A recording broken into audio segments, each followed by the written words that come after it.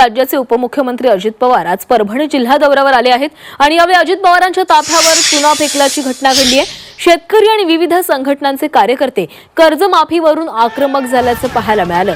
कर्जमाफीबाबत अजित पवारांनी केलेल्या वक्तव्याचा निषेध करण्यासाठी हे आंदोलन करण्यात आलं। नृसिंह पोखर्णी इथं नृसिंहाचं दर्शन घेतल्यानंतर ते जिल्हाधिकारी कार्यालयामध्ये आढावा बैठक घेण्यासाठी त्यांचा ताफा जात होता आणि यावेळी ही घटना घडलेली आहे। पोलिसांनी या आंदोलकांना ताब्यात घेतलं आणि या संदर्भात अधिक बोलणार आहोत आमचे प्रतिनिधी गजानन देशमुख आपल्या सोबत आहेत। गजानन, शेतकरी आक्रमक झाल्याचं पाहायला मिळालेलं आहे। कर्जमाफीवरून शेतकऱ्यांनी आक्रमक भूमिका घेत अजित पवारांच्या ताफ्यावर चुना फेकलेला आहे। काय अधिकचे तपशील? अगदी बरोबर आहे। सदरची घटना जिल्हाधिकारी कार्यालयासमोरची आहे।